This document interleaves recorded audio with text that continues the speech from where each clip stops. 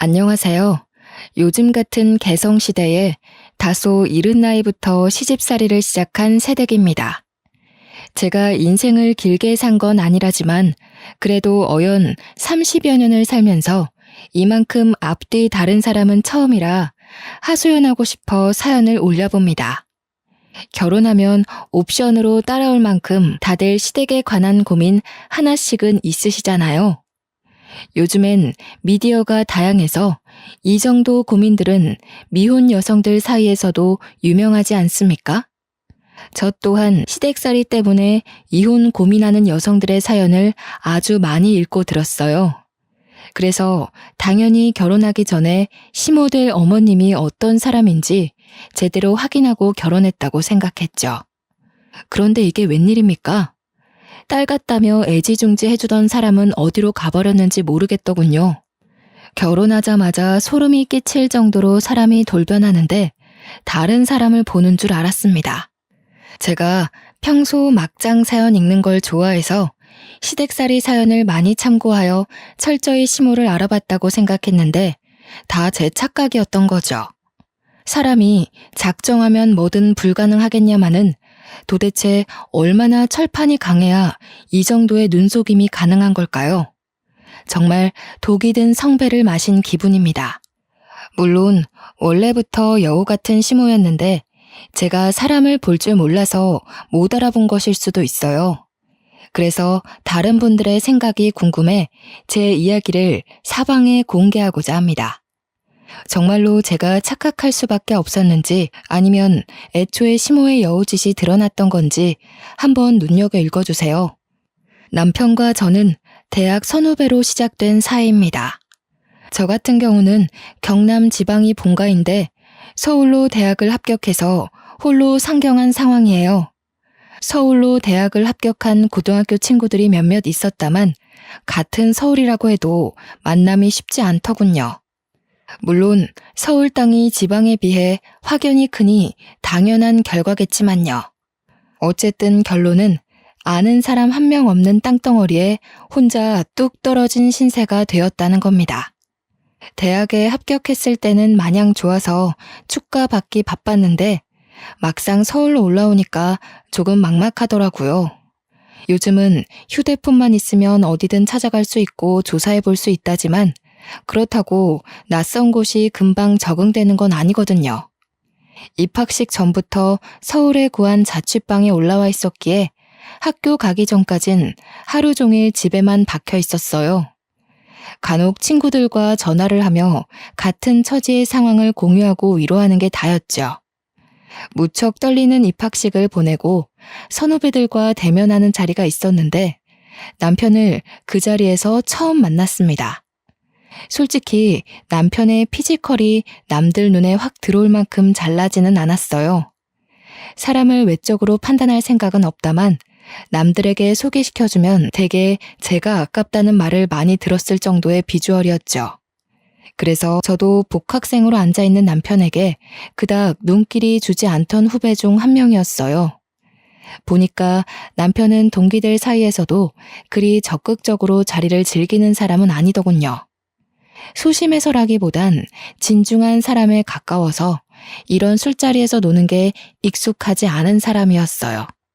저는 선배들에게 잘 보이기 위해 적극적으로 노력하는 신입생이었는데 선후배를 떠나서 제 테이블에서 소외되는 사람이 있는 게 단지 싫었습니다. 그렇다 보니 제가 남편에게 가장 많이 질문을 하는 후배가 되어 있더라고요. 의도한 건 아니었는데 어느새 제 이미지가 그렇게 찍혀버려 다들 술게임하고 놀 때 저만 남편과 캠퍼스 전반에 관한 진지한 대화를 주고받았습니다. 그 자리에서 자연스레 전화번호를 주고받게 되었는데 나중에 알게 된 사실이 있다면 남편이 꽈탑이더라는 겁니다. 그날 남편에게 잘 보였던 덕분인지 남편은 제게 알아서 이렇다 할 정보를 많이 주었어요.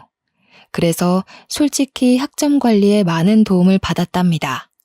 제가 꽈탑 선배님을 꽉 잡고 있다는 소문이 저희 동기들 사이에 퍼져서 친구들도 제게 많이 접근하더군요. 그로부터 받는 관심과 인기가 나쁘지 않아 저는 남편의 존재에 더 감사하며 친해졌습니다. 어느새 과제도 도움받고 별일 없어도 개인적으로 만남이 잦다 보니 제 자취집까지 공개하게 되었는데요. 남편이 서울 토박이라서 제가 서울 지리에 여전히 적응 못하고 있는 것에도 많이 도움을 주었어요. 좋은 곳에 많이 데려가주고 소개도 해주었는데 지금 생각해보니 함께 보낸 그 시간들이 모두 데이트였던 거 있죠. 비주얼이 제 스타일은 아니었지만 남편에게서 많은 걸 배우다 보니 어느덧 모르는 게 생기면 자연스레 남편을 찾게 되었고 확신 없는 계획을 앞두고도 남편에게 조언을 구하고 있더라고요. 나중에는 남편과 동거를 하는 게 아닌가 싶을 만큼 제 자취방에 남편의 물건들이 하나씩 채워졌어요. 남편이 제 집에 오는 게 당연한 수준이 되었다는 겁니다. 그러다 한날은 남편이 쉬는 날에 자취집을 찾아왔더라고요. 연락도 없이 찾아와서 놀랐지만 서프라이즈로 방문했다는 남편의 의도가 귀여워서 웃었던 기억이 납니다. 이거 반찬인데 우리 엄마가 너 먹이라고 챙겨줬어. 지방에서 올라와서 혼자 지낸다고 하니까 갖다 주라고 하더라. 부모님이 멀리 계시면 반찬 같은 거 챙겨주고 싶어도 어려울 거라고. 보고 안 먹는 것들 있으면 말해달래. 남편이 들고 온 종이 가방을 보는데 난생 처음으로 생판 모르는 남에게 감동이란 걸 느꼈습니다.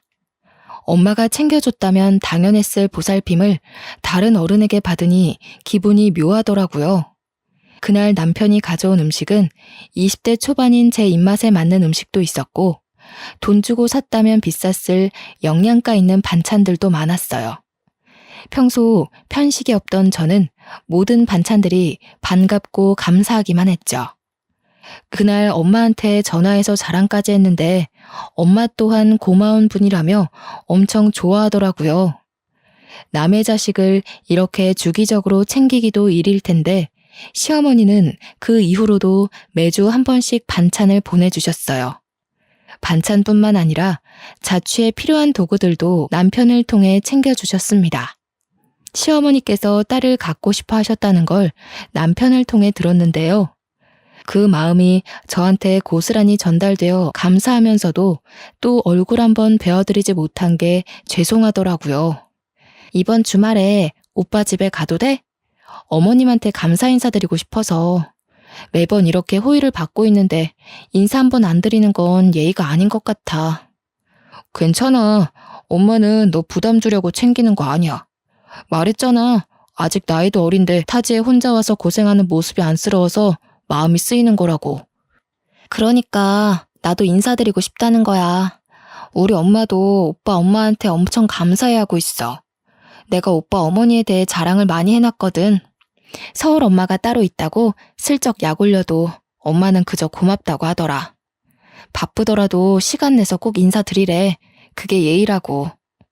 남편은 그런 제 마음에 오히려 더 고맙다고 하더군요. 그래서 처음으로 남편의 집을 방문하게 되었습니다.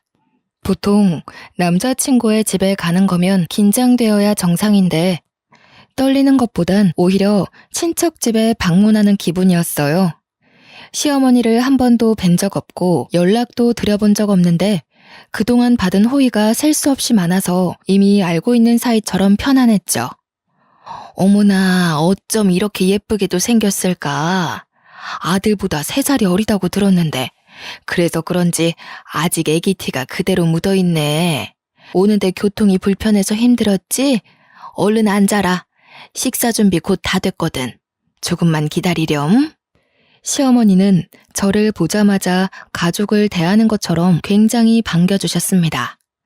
저 또한 이미 편한 마음으로 와서 그런지 그 손길이 어색하지 않더군요. 시어머니가 손수 준비하는 점심상을 도우려고 했지만 시어머니는 손사래를 치며 앉아있으라고만 했어요. 손님이면 가만히 앉아서 대접을 받아야 한다며 손 하나 까딱 못하게 하더라고요. 남편을 통해서만 시어머니의 호의를 받았던 저는 집을 한번 방문한 후로 남편만큼이나 시어머니와 친해졌습니다. 남편이 아니더라도 시어머니와 단둘이 연락을 하며 안부도 묻고 일상도 공유하며 정말 엄마와 딸처럼 지냈죠. 이렇게 남편과 남편의 식구들은 서울에 혼자 동떨어진 제게 제2의 가족 같은 존재가 되었어요. 저와 남편의 사이가 깊어진 것도 있지만 시댁에서 저와 남편을 두고 벌써부터 미래 계획까지 짜놓았더라고요. 너무 물 흐르듯 자연스럽게 진행된 관계이다 보니 결혼 또한 서로에게 당연한 절차가 되어버렸습니다. 그렇게 저와 남편은 3년의 연애 생활을 마치고 제가 졸업함으로써 결혼을 하게 되었어요. 시댁이 된 식구들도 이미 알고 있는 사이라 마음에 들었고 세심하고 배울 점이 많은 남편도 사랑하는 걸 넘어서 없어선 안 될 당연한 존재가 되었습니다. 모든 게 순조로웠고 제 마음에 쏙 들었으나 딱 한 가지 걱정되는 부분이 있었어요. 저는 자취를 한 사람이나 시어머니께서 보내주는 반찬으로 생활했고 청소나 빨래는 자취생이 할 법한 정도의 수준으로만 해왔기에 사실상 살림을 할 줄 모른다고 하는 게 맞았어요. 자신 없는 소리로 시어머니께 이 사실을 고백한 적이 있었는데 시어머니가 망설임 없이 그런 건 걱정하지 말라며 다 살면서 배우면 되는 거고 합가하는 동안에는 자신이 살림을 하면 되니 신경 쓰지 말라고 하셨습니다. 원래는 분가를 하려고 했는데 시어머니가 이제 막 졸업해서 취업한 애가 무슨 돈이 있겠냐며 처음엔 시댁에 들어와 살다가 나중에 분가하라고 하라고 하는 겁니다. 남편이랑 얘기해봤는데 남편도 그게 현명한 방향인 것 같다고 해서 저도 바로 수긍했습니다. 이때까지만 해도 결혼 참 잘했다고 생각했어요. 시댁 때문에 골머리 앓는 친구들에게 자랑조차 하기 미안할 정도로 저는 시댁이 너무 좋았죠. 이런 시댁이라면 시집와도 고생 없이 행복하게 지낼 수 있겠다 싶은 확신이 있었거든요. 그동안 받은 시어머니의 은혜에 제대로 보답해드려야지 하는 마음만 굴뚝 같았어요. 예정에 없던 시댁에 들어가게 되었지만 이미 시댁이 친정 못지않게 편해서 거부감이 전혀 없었어요. 우리 부모님도 상견례 때 시댁을 처음 만난 후 사돈되는 사람들이 너무 좋은 분들 같다며 딸을 보내기에 안심이 된다고 하더군요. 남편한테도 똑똑하고 든든한 사위라며 덕담을 많이 해주었습니다. 그렇게 시댁에 들어간 지 한 달 정도 되는 시점이었을 겁니다. 뒤늦게 신혼여행 때 허니문 베이비가 생겼다는 걸 알게 되었어요. 조금 독특하다 싶은 꿈을 꾸었는데 그 꿈이 주는 느낌이 너무 묘해서 임신 테스트기로 측정을 해보고 알았거든요. 남편이 직장인이라 혼자서 그 영광적인 순간을 맞이했는데요. 남편이 바로 달려와 줄 수 있는 게 아니라서 어쩔 수 없이 혼자 산부인과로 달려갔습니다. 임신이 확실하다는 결과를 얻고 병원을 나와서 바로 남편에게 전화를 걸었어요. 정말? 생각도 못하고 있었는데 임신이라니. 우선 너무 축하해. 너무 기쁘다. 오늘은 집에 일찍 들어가야겠어. 뭐 먹고 싶은 거 없어? 평소에 해산물 좋아했잖아. 좀 사갈까? 입덧 같은 건 아직 할 시기가 아닌가? 어떤 게 입에 안 맞을지부터 알아놔야겠네. 나중에 병원 한 번 더 같이 가자. 마치고 바로 집 갈 테니까 무리하지 말고 쉬고 있어. 남편이 평소 들뜨는 성격은 아니었던지라 임신 소식을 알려도 목소리가 차분하기만 했어요.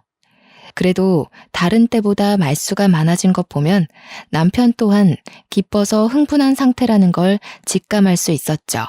임신이란 건 엄마처럼 어른스럽고 준비된 사람에게만 찾아오는 축복이라고 생각했는데 한 번도 생각해보지 않은 제게 아이가 생겼다는 것이 믿기지 않았어요. 잘할 수 있을까? 좋은 엄마가 될 수 있을까? 이런저런 걱정에 두렵기도 했지만 그만큼 왠지 모를 설렘도 크게 뒤따랐죠. 남편 다음으로 친정 식구들한테도 전화를 해서 임신 소식을 알렸더니 목소리 크신 엄마가 너무 기뻐 소리를 지르더라고요. 엄마 목청이 원래 크다는 걸 알았지만 그날따라 전화기가 터지는 줄 알았습니다. 엄마랑 통화가 길어져 내내 전화기만 들고 있다 보니 어느새 집에 도착을 했어요. 그런데 TV도 안 틀고 거실에 가만히 앉아있는 시어머니를 마주했는데 표정이 너무 안 좋으신 겁니다. 저런 먹구름 낀 안색을 한 번도 보지 못했는데 순간 평소와 다른 분위기를 느꼈죠. 너는 애가 어찌 된 게 나가면 나간다 말도 없이 외출을 하니? 집에 있는 사람 생각은 안 하니? 종일 집에 있던 사람이 갑자기 없어지면 같이 있는 식구가 놀랄 거란 생각은 안 해봤어? 아직도 처녀 때처럼 철부지 행동을 하면 어떡하니? 너 지금 한 집안의 안 사람이야. 이런 자질구레한 실수는 더 이상 해서는 안 되지.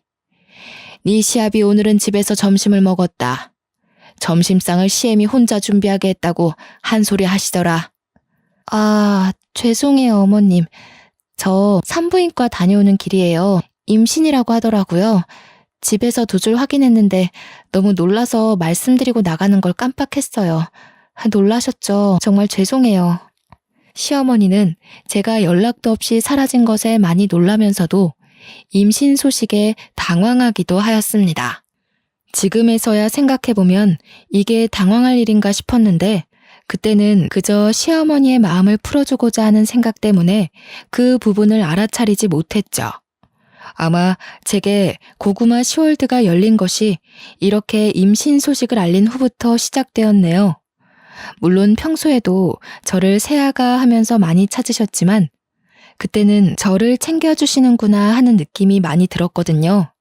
그런데 지금은 저를 부르는 횟수가 훨씬 많아지기도 했고 이전과는 다르게 일단 제 마음이 편하지가 않더라고요.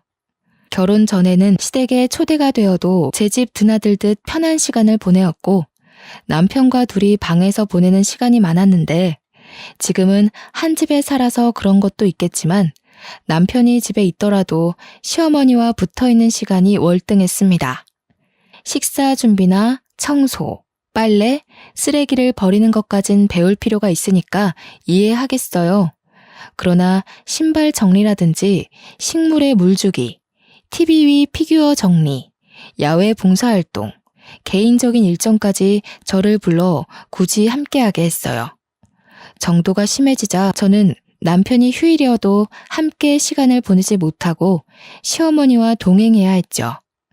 남편이란 작자는 말리지 않을 거면 가만히 있기라도 하던가 오히려 시어머니와 좋은 시간 보내라며 부추기더라고요. 물론 임신을 하기 전에는 시어머니와 함께하는 시간이 길다며 좋아했어요. 하지만 시간이 지날수록 배가 불러오고 살이 찌니까 허리가 아파서 행동이 굼떠지는 겁니다. 시어머니와 함께 활동하고 싶어도 이젠 몸이 따라주지 않기 시작했죠. 슬슬 움직이는 게 버거워오자 한 번은 시어머니한테 조금 쉬고 싶다고 말한 적이 있어요. 조심스럽게 말씀드렸는데 다행히 시어머니가 흔쾌히 허락해 주더군요.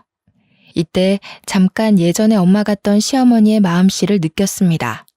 덩달아 마음의 안정이 찾아와 간만에 방에 누워 부은 다리를 풀어줄 수 있었죠. 그러나 엄마 같다고 느꼈던 그 찰나의 순간이 다 제 착각이었던 겁니다. 쉬는 걸 허락해 주셨으나 이건 절대 쉬는 게 아니었습니다. 임산부는 꽉 막힌 공간에 있으면 안 좋아. 방문 좀 열어서 환기를 자주 시켜야 해. 바닥 청소는 언제 했니? 굴러다니는 먼지가 눈에도 보이는구나. 좀 닦아야겠어. 네, 어머님. 조금만 쉬고 제가 나중에 닦아놓을게요. 아침 일찍부터 오래 움직였더니 다리가 부어서요. 허리에도 무리가 와서 잠깐만 누워있겠습니다. 시어머니는 말로는 그렇게 하라면서 행동으로는 은근히 눈치는 주었어요. 방 안에 들어와 여기저기 먼지가 많이 쌓였다면서 혼잣말을 계속하시고 남편이 기관지가 안 좋은데 먼지가 너무 많아서 겨우 잠재웠던 비염이 도지겠다며 궁시렁궁시렁 말이 많았죠. 똥 밟은 사람처럼 한참을 중얼거리다가 드디어 방을 나가는 것 같더니 나가도 나가는 게 아니더라고요. 저희 방은 방문을 열면 주방이 바로 마주보는 위치에 있었어요. 시어머니가 나가고 이제야 좀 쉬어보나 했는데 저 멀리 주방에서 시어머니가 이것저것 청소를 하기 시작하는 겁니다. 못 본 척 눈 감으며 신경 안 쓰려고 했어요. 그런데 원래 성격이 얌전하시고 조곤조곤하시던 분이 갑자기 왜 이렇게 혼잣말을 많이 하는 건지 이번에는 저녁 준비를 해야겠다며 주절거리는 겁니다. 심지어 오후 3시 정도밖에 안 된 시간인데 냉장고를 열고 난리가 났죠. 신경 안 쓰려고도 너무 대놓고 보이는 위치라 거슬릴 수밖에 없는 상황이었습니다. 어쩔 수 없이 더 쉬지 못하고 결국 몸을 일으켜야 했어요. 왜 나왔니? 더 쉬지 않고. 힘들다면서. 오늘 저녁 준비는 내가 할 테니 신경 쓰지 말고 가서 쉬거라. 시간이 오래 걸리는 요리긴 해도 내가 평소 이런 것도 안 하고 살았겠니? 며느리라는 게 원래부터 있었던 식구도 아니고 네가 오기 전까지만 해도 나 혼자 주구장창했다. 알아서 할 수 있으니까 얼른 들어가서 쉬어. 괜찮아요. 오래 걸리는 거라면서요. 그럼 손이 많이 갈 텐데 어머님 혼자 하시면 힘들잖아요. 도와드릴게요. 저도 식사 준비는 계속 배워야 되니까요. 그럴래 그럼? 그렇잖아도 소갈비찜으로 준비하려는데 혼자서 다른 밑반찬까지 준비하려면 막막하긴 했다. 고기는 아직 안 꺼냈거든. 냉동실 가서 좀 가져오너라. 죄송한데 어머님, 소갈비찜이라고 하셨나요? 응, 이 집 남자들이 소갈비라면 환장하잖니. 바깥 일하는 사람들은 집에서 해주는 음식 먹고 힘을 낸다고. 집안 사람들은 돈 벌어 오는 게 아니니까 이런 부분에서 신경 단단히 써야 돼. 알죠. 그렇긴 한데요, 어머님. 제가 육고기는 조금 역하다고 말씀드렸는데 임신 때문에 육류양 맡으면 입덧이 올라와서요. 저번 식사 자리에서 죄송함을 무릅쓰고 말씀드렸거든요. 어머 맞다. 아이고야. 내가 깜빡해버렸어.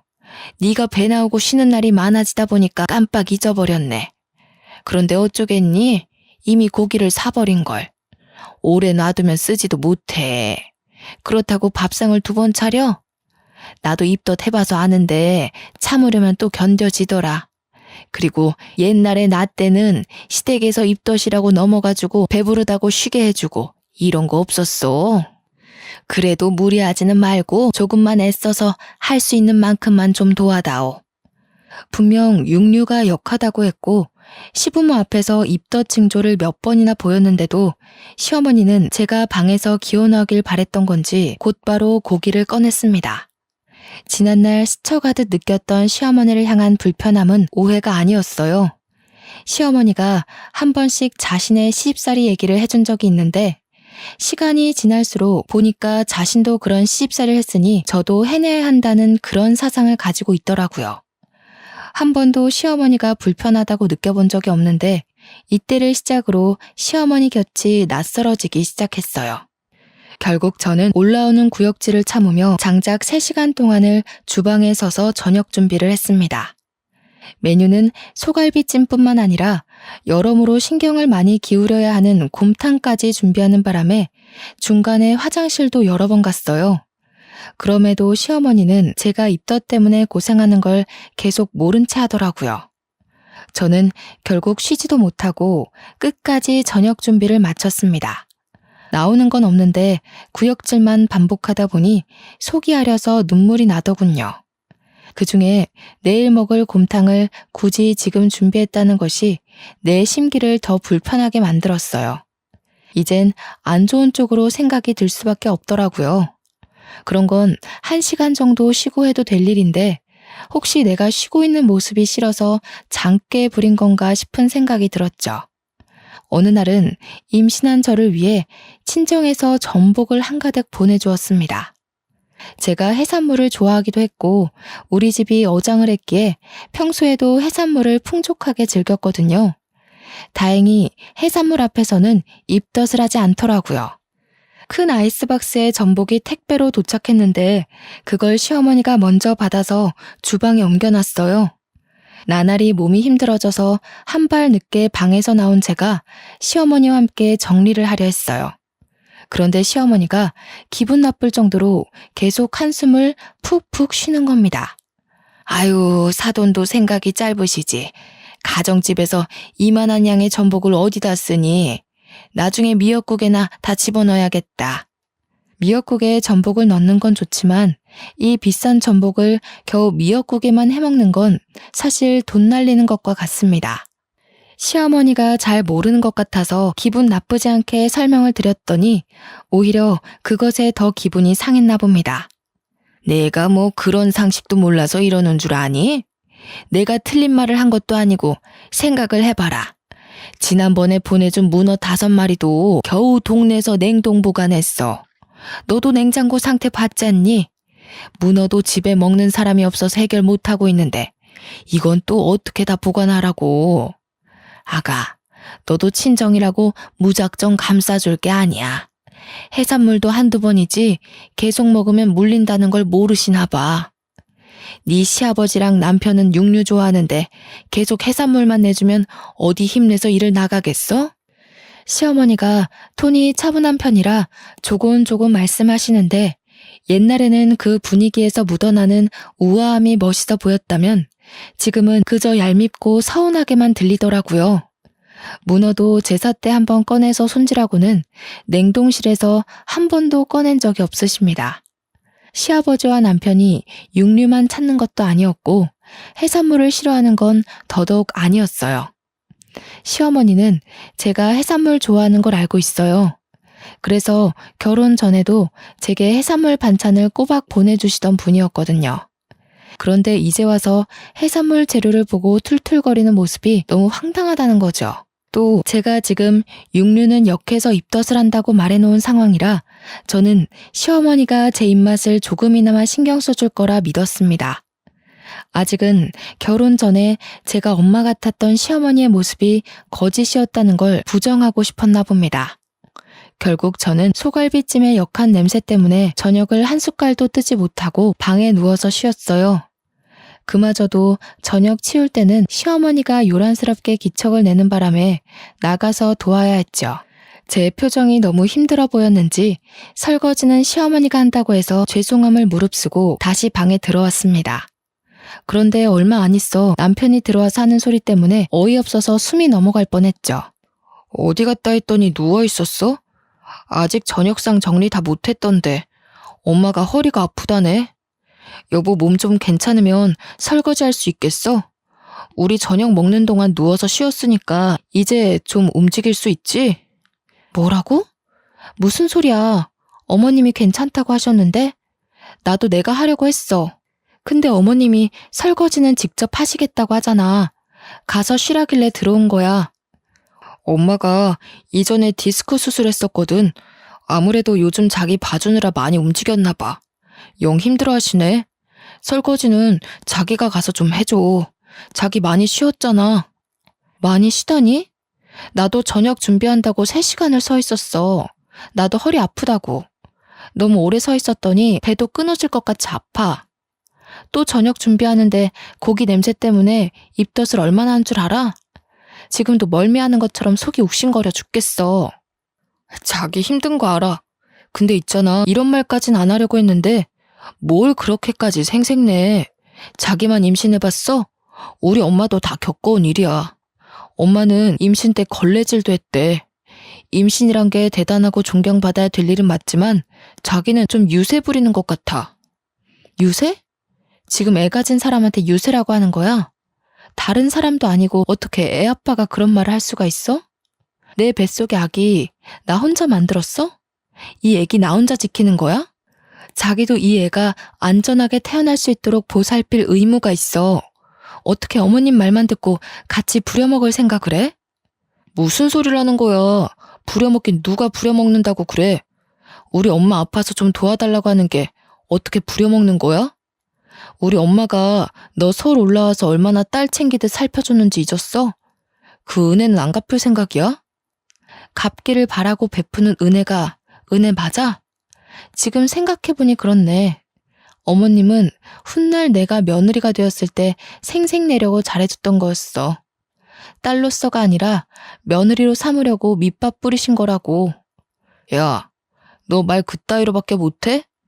못 배운 거 가르쳐서 사람 만들어놨더니 뭐라고? 어른한테 말하는 꼬라지가 그게 뭐야? 못 배운 거? 그래, 그렇게 똑똑한 사람이 왜 자기 엄마 잘못된 건 바로잡지 못했을까?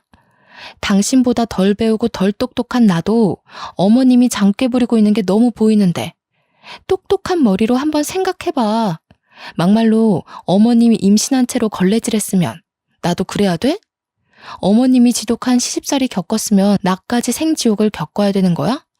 이런 건 어디서 내려온 세습인데? 자기 집에서만 전해져 오는 전통 같은 거야? 대체 갑자기 왜 이래? 왜 이렇게 버르장머리가 없어졌어? 임신 때문에 겪는 우울증, 뭐 그런 거야? 어와둥둥 해주길 바래서 지금 떼쓰는 거야? 그런 거면 차라리 날 괴롭혀. 몸 아픈 우리 엄마 힘들게 하지 말고. 몸 아픈 우리 엄마라. 되게 우습다.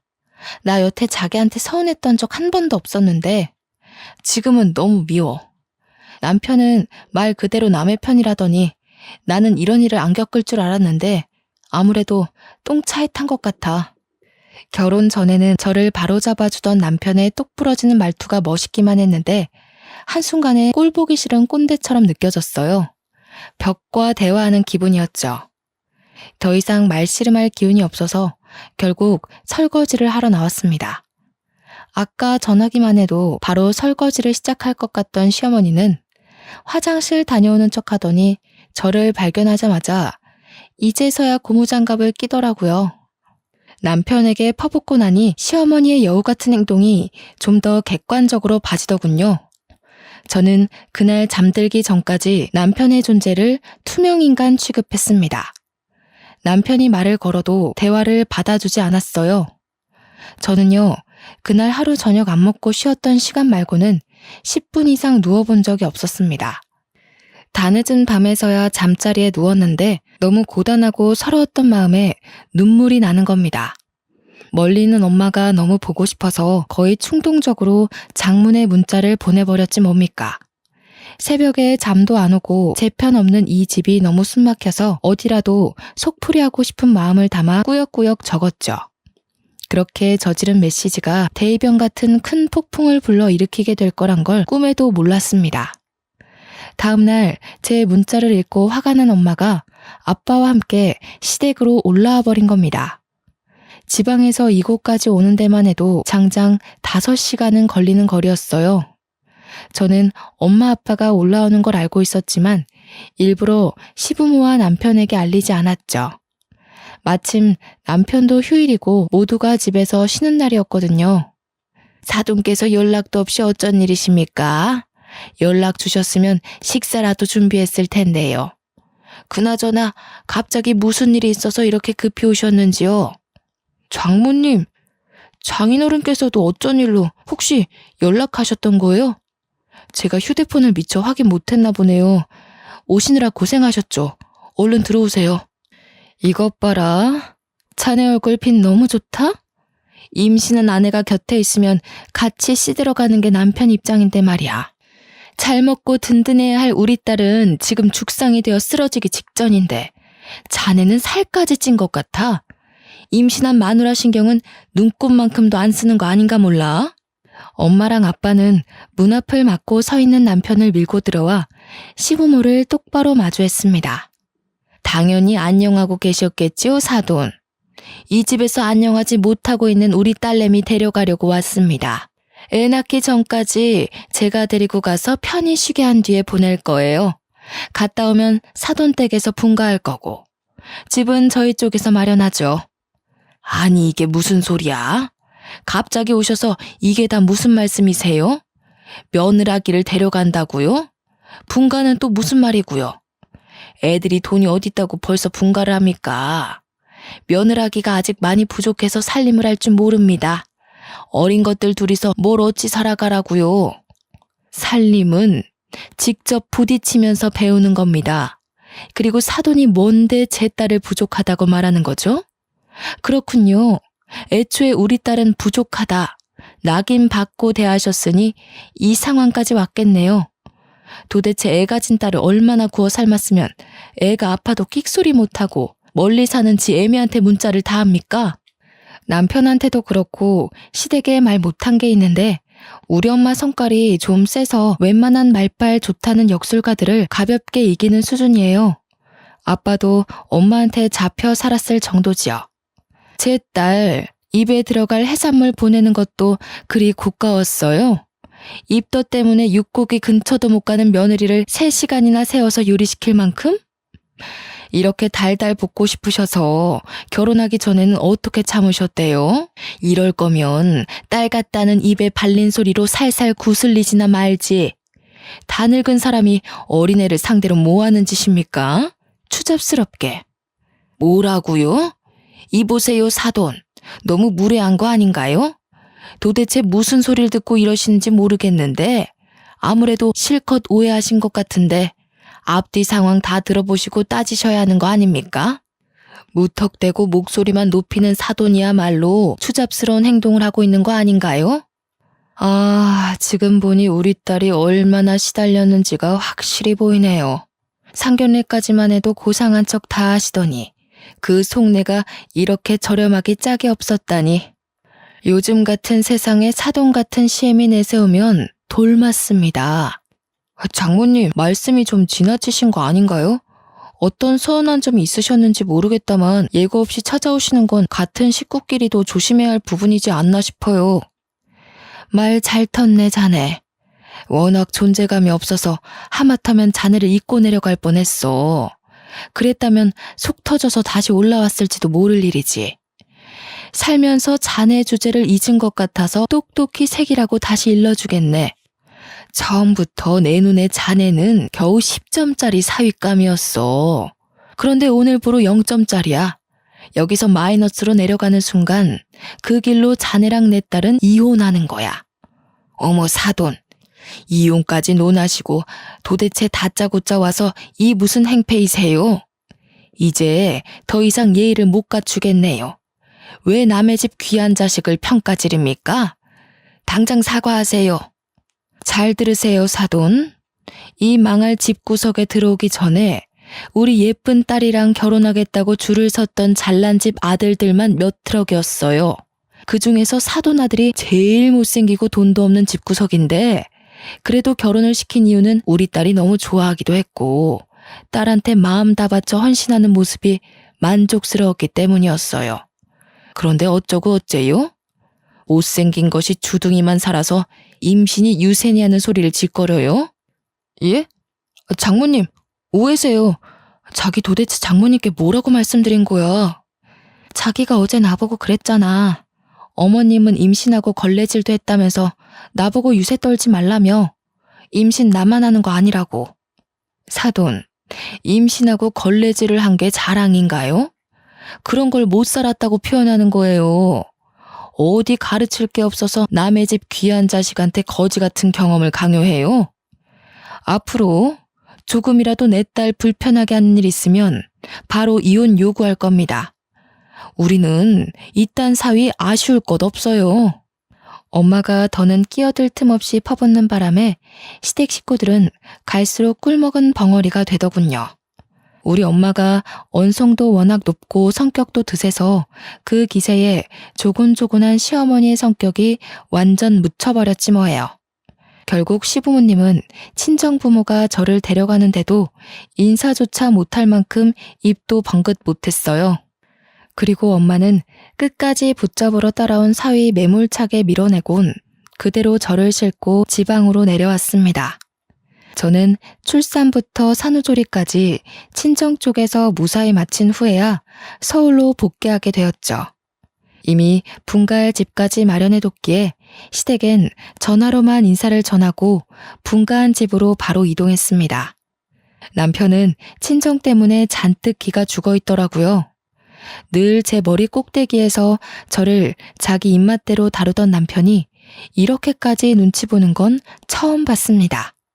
이제 막 시작한 분가라 살림에 실수가 많았는데도 이래라 저래라 지적질을 못하더군요. 남편 성격에 자존심이 많이 상했을 텐데도 이혼하기는 또 싫었나 봅니다. 하긴 시댁이 이미지를 워낙 챙기는 집안이라 자기 아들 인생에 빨간 줄 그이는 게 싫었을 겁니다. 그 때문인지 남편도 이젠 눈치껏 행동하며 저와 시댁 사이의 거리까지 혼자서 잘 조절합니다. 숨막히기만 했던 결혼 생활이 지금은 친정엄마 덕분에 너무도 살만해졌어요. 애 키우는 게 예산일이 아닌데 육아 스트레스와 더불어 고부간의 갈등까지 심화되었다면 아마 제가 먼저 참지 못하고 남편에게 이혼을 요구했을지도 모를 일이었죠. 저는 결코 우리 엄마가 오버했다고 생각하지 않습니다. 배 아파 낳은 소중한 자식이 남의 집 손에 굴려지는 걸 보고 가만히 있을 부모가 어디 있겠습니까? 제 아이도 딸인데 제 딸이 먼 훗날 커서 고된 시집살이를 겪는다면 저도 우리 엄마처럼 할 거예요. 그날 친정이 올라와서 한바탕 한 후로 시어머니는 우리 엄마한테 기가 팍 죽었는지 손녀가 태어났는데도 저를 시댁으로 부르지 못하고 연락도 못하더라고요. 듣기로는 남편이 전해주는 소식으로만 손녀 보고 싶은 마음을 참고 있다고 하네요. 그리고 더 대박인 건 명절 때였습니다. 그래도 시댁이니까 가서 음식을 해야 되나 싶었는데 남편이 말하길 시어머니가 저를 부르지 말라고 했다는 겁니다. 남편이 시어머니랑 통화하는 걸 엿들었는데 시어머니께서 한다는 소리가 우리 집은 하나 있는 며느리는 어찌나 손이 귀하신지 60 넘은 늙은이가 혼자 죽을 때까지 차례상 차려야 하는 팔자가 됐다면서 비꼬고 있더라고요. 제 귀에까지 들리라고 하는 건지 통화인데도 일부러 큰 소리를 내면서 자기가 며느리 하나 잘못 들여서 죽을 때까지 이 고생하는 거라고 며느리가 자기 잘난 아들 길을 다 죽인다고 하는 거예요. 엿듣고 있었다지만 웃겨서 말이 안 나오더라고요. 근데 더 웃긴 건 남편은 지 엄마보다 우리 엄마가 더 무서웠나 봅니다.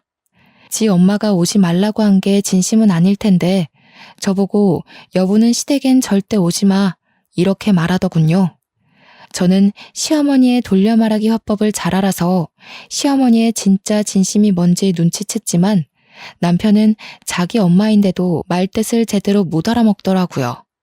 이 상황 자체가 너무 꼬셔서 일부러 눈치 없는 척 시댁의 발길을 끊었습니다. 가끔씩 전화와서 저를 살펴주는 엄마한테도 지금 너무 편하게 잘 살고 있다고 이게 다 엄마 덕분이라고 말해주니 다시 한 번 더 사위가 교통정리 못하면 당장 부르라고 하네요. 그 전화를 끊고 나서 얼마나 든든하고 어깨가 펴지던지 그 자리에서 한참을 호탕하게 웃었습니다. 솔직히 며느리 된 입장으로서 시부모를 공경해야 되는 건 맞지만 너무 자기 가족만 생각하는 시어머니를 위해 저를 낮추면서까지 가까이 지내고 싶진 않습니다. 제 부모님한테 그렇게 배우면서 자랐거든요. 저는 공경을 하기 위해 며느리란 직책을 받아들인 거지 얕은 아량으로 용심이나 부리는 시어머니의 비위를 맞추고자 며느리가 된 게 아니기도 하니까요. 아마 세월이 좀 흐르고 한번 뒤집혔던 그때의 사건이 서서히 잊혀질 때쯤이면 시어머니가 혼자 일하다 힘들어서 또 저를 부를지도 모르죠. 설령 그렇더라도 이제는 다 상관이 없습니다. 저는 그때마다 시댁에 남편을 대신 보낼 예정이거든요. 현재는 속 시원하게 상황이 해결되어 편한 생활을 보내고 있다만 제 사연을 읽어보신 여러분들은 어떤 생각이 드셨나요? 여러분이라면 결혼하기 전에 저런 앞뒤 다른 시어머니의 여우습성을 눈치챘을 것 같으신가요? 되도록 이런 사기꾼 같은 사람과는 엮이지 않으셨으면 좋겠습니다. 저처럼 그게 어쩔 수 없는 식구가 되어버렸다면 잘못한 게 없으니 기죽지 마시고 현명하게 헤쳐나가시길 바랍니다. 징글징글해서 뒤돌아보기 싫은 제 속풀이 읽느라 고생하셨습니다. 다들 고마워요. 좋은 밤 되세요.